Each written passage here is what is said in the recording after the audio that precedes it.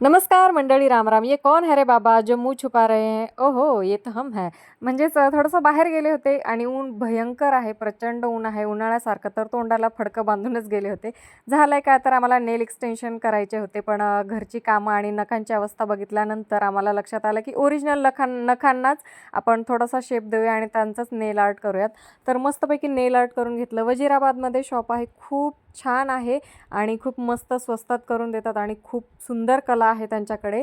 तर आम्हाला खूप भारी वाटलं. मस्तपैकी नेल आर्ट झालं, खूप शायनिंग मारली आणि असं वाटलं की आता आराम करायचा आहे. कारण नवरात्रीमध्ये या नखांनी आणि हातांनी खूप सारी कुर्बानी दिली होती. सगळ्या भिंती घास, भांडी घास याच्यामध्ये सगळी खराब झाली होती. म्हणून त्यांना थोडंसं सौंदर्यता प्रदान करण्यासाठी नेल आर्ट केलं. पण घरच्यांनी सांगितलं ते तसले काही सूंग करायचे नाही, गपचूप भाजी भाकरी करायची. पण आपण पण आपली काळजी घ्यायची, नखांची काळजी घ्यायची आणि काहीतरी नवीन करायचं. तर आम्हाला खूप छान वाटलं. तुम्ही पण नक्की करा आणि सीताफळ कोणी खाल्ली कमेंटमध्ये नक्की सांगा.